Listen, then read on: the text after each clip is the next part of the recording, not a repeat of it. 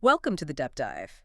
Today, we're really getting into it. The 153rd Open Championship at Royal Portrush. That's right, Northern Ireland. We'll unpack the big moments from July 18th yesterday and look ahead to what's coming up today, July 19th. Yeah, the championship's really heating up. It runs through the 20th, of course, started on the 17th, but players have been there since the 13th for practice rounds. So much build-up. Absolutely.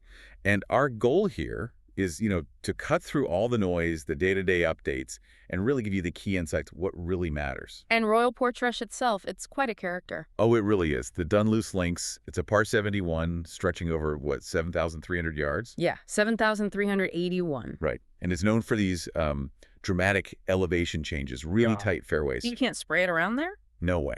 And that coastal weather, always unpredictable. It's got history, too. Yes. Posted back in 51, Max Faulkner won that one. And 2019, of course. Shane Lowry. Exactly, a hugely popular win. This year, the field is, it's stacked. You've got Xander Scheffler defending. Rory McIlroy, the home favorite. Huge pressure on him. Scottie Scheffler, world #1. John Rahm, Colin Morikawa. The big guns are here. And the crowds have been massive, haven't they? Sold out. Incredible atmosphere. Really shows the passion for golf over there. Okay, so let's jump straight into the drama then. July 18th, round 2.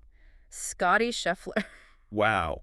An 8 under 64. Just stunning, wasn't it? Yeah. Propelled him right to the top at 10 under par after 36 holes. How did he do it? I mean, 8 birdies, back-to-back on 16 and 17 again. Yeah, for the second day running on those holes. Well, what's really fascinating is how he put that round together. Go on. His approach play was just exceptional. Best in the field, statistically, for strokes gained on approach. That's huge at Portrush. It is. And his putting was really strong, too, second best in the field there. It's interesting because he actually struggled a bit off the tee, which is unlike him. So he made up for it elsewhere. Exactly. Compensated brilliantly. Shows his all-around game, his adaptability. Meanwhile, Matt Fitzpatrick, who led after round 1... He didn't exactly collapse, did he, at 66? It's not at all. A very solid 5 under 66. Also 8 birdies. Incredibly. Puts him just one shot back at 9 under. That's shaping up nicely at the top. It is. Now, this is already Fitzpatrick's best Open performance. His previous best was, T20? Mm-hmm. So he's in great territory. Okay, so Scheffler and Fitzpatrick are setting the pace. What about the chasing pack? Anyone else make a significant move or maybe, fall back a bit? Well, looking down the leaderboard, Sam Burns put himself in a decent spot at 3 under. Okay. Xander Schauffele, the defending champ, he's at 2 under. Had a little bit of a wobble late in his round, though. Right. And John Rahm? Also 2 under. And you could see he was pretty frustrated. Missed a short par putt on 18. Visibly annoyed. That can happen out there. And J.J. Spawn? Yeah, he slipped back, unfortunately. Dropped to even par with some late bogeys. It's just so easy to give shots back. Which brings us to the cut line. Always a nervy time. Where did it fall? And any big surprises heading home early? Yeah, the cut came at 1 over par, so top 70 players and ties made it through to the weekend. And the casualties? Well, some pretty big names missed out. Brooks Koepka finished at 7 over. Wow. And Bryson DeChambeau also 7 over. That was largely down to a really rough first round, a 78. Ouch. What happened there? No birdies at all in round 1. No birdies. It was quite something to watch. He's always experimenting with ball flight and things. Right. It just seemed like whatever he was trying, it just didn't mesh with Portrush. Right. The links challenge, found him out early. Yeah, Portrush can do that.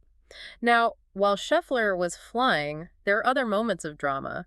Shane Lowry, the 2019 champ here, had a tough situation for him. Oh, yeah, that was a significant moment. He got hit with a 2-stroke penalty on the 12th hole. What exactly happened? During a practice swing, he accidentally caused his ball to move. Yeah. The crucial part is he didn't replace it before playing his next shot. So rule breach. Exactly. And that turned a potential 2 under position to even par. Just like that, a big swing. That must have hurt. And players were mentioning slow play, too. They were, yeah. Yeah, seemed to be a combination of things. The conditions were tricky, naturally, but there were also some rulings that took time. Someone lost the ball in the 7th, apparently, which caused a bit of a backlog.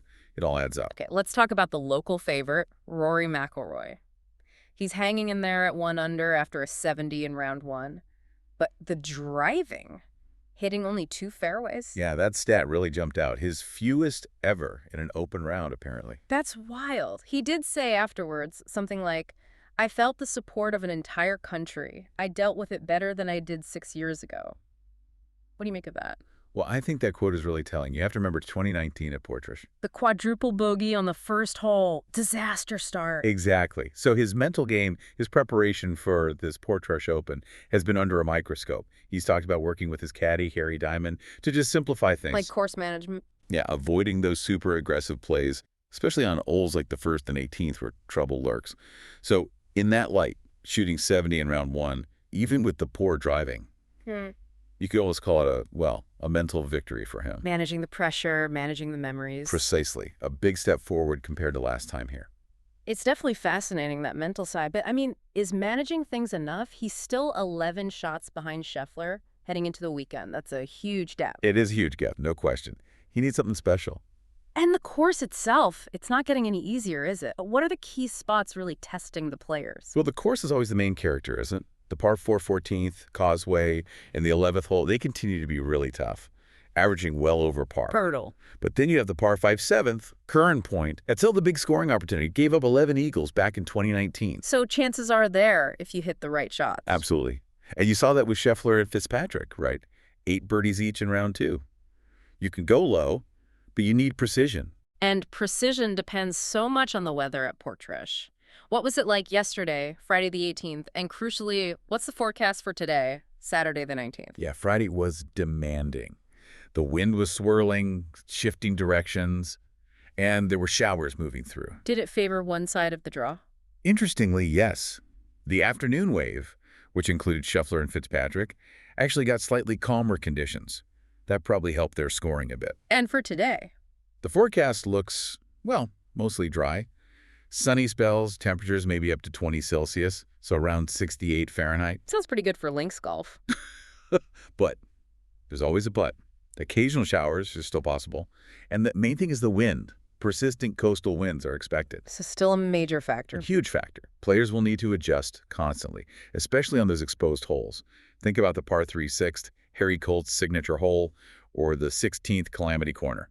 Brutal in the wind. Have players been preparing for that? Definitely. We heard guys like Scheffler and Lowry were specifically working on lower trajectory shots in practice. Keeping it under the wind is key. It's not just the action on the course, though, is it? That atmosphere sounds electric, especially around Rory. Oh, incredible. The report said the noise when Rory teed off, the chants of Rory, Rory, just huge energy. And the grandstand staying full late into the evening. Yeah, it just shows how much this means to Northern Ireland, how passionate they are about their golf and their heroes. It's fantastic to see. And that passion translates into real benefits, too, right? This isn't just a sporting event. Absolutely not. Economically, it's massive. The estimates are, over 26 million pounds for the local Causeway Coast area. Wow. And for Northern Ireland as a whole, something like 106 million injected into the economy. That's driven by all the visitors coming from around the world. And the whole setup there, the spectator village? Yeah, it sounds like a real hub of activity. Giant screens everywhere, stuff for kids, PGA pros, giving lessons at the swing zone. Nice touch. Cashless site, which is handy. And apparently a big focus on sustainable, locally sourced food. It's a whole festival experience, really, not just watching golf. So we've covered the first 2 rounds, the key players, the course, the weather, the atmosphere. Let's look ahead. Round 3, Saturday, July 19th. Moving day. What does it all mean? What are the key storylines we absolutely need to follow? Okay, yeah, moving day. This is where things really start to take shape, isn't it? For sure. So first, obviously, can Scottie Scheffler keep this momentum going? He's chasing the 3rd leg of the career Grand Slam, but Portrush gets tougher on the weekend, especially with that expected wind. And can Rory make a charge? From 11 shots back, that's a tall order. He needs that driver to behave. A huge ask, but the crowd will be roaring him on. Then there's Shane Lowry. How does he bounce back mentally from that 2-stroke penalty? He loves this place. He's got the links game. Can he channel that emotion? And Matt Fitzpatrick, quietly going about his business, just 1 shot back. Could this be his Open? A huge career moment, if so. Definitely one to watch. He looks very solid. And underlying all of that is the wind. How much will it intensify? How will it change strategies, especially for the leaders teeing off late? So who should we be looking out for in terms of pairings today? Any potential marquee groups? Well, based on the leaderboard, you'd absolutely expect Scottie Scheffler and Matt Fitzpatrick to be in that final pairing. The top 2. Exactly. Maybe joined by someone like Sam Burns or John Rahm, depending on how the scores fell exactly. And then you'll likely get a really compelling group just ahead of them, perhaps Rory McIlroy, Shane Lowry. Wow, that would be some atmosphere. Wouldn't it? Maybe paired with another big name like Colin Morikawa or Justin Rose. Those will be the groups drawing huge crowds. And for those of us watching from home, Plenty of options. In the U.S., it's across NBC, USA Network, and the Peacock streaming service. In the UK, Sky Sports Golf has the main coverage, with highlights on BBC Two and radio commentary on BBC Radio 5 Live. plus streaming, right? Yeah, the RNA runs its own RNA TV, the Open app has coverage, and Peacock streams in the US too. So lots of ways to follow along. It really is set up beautifully, isn't it? You've got Scheffler's brilliance at the top, Rory's whole emotional redemption story playing out, Lowry dealing with that penalty. And the leaderboard was so condensed after round 131 players under par, I think. It just promises so much drama for the weekend. Anyone could still make a run. Absolutely. So as we wrap this part up, maybe a final thought for our listeners to chew on. Yeah, maybe think about this. We've talked about the course, the wind, the pressure from the crowds. Royal Portrush demands so much. Beyond just the technical skills, the pure ball striking. What specific quality, what mental attribute do you think will be the absolute difference maker? What separates the player who eventually lifts that claret jug on Sunday? That's a great question. Resilience, patience, something else entirely. Lots to think about. Indeed, it takes a special kind of player to win the Open, especially here. Well, it's going to be absolutely captivating to watch it all unfold. We definitely encourage everyone listening to keep following the championship, whether you're watching the broadcast or getting updates online. It promises to be quite a weekend.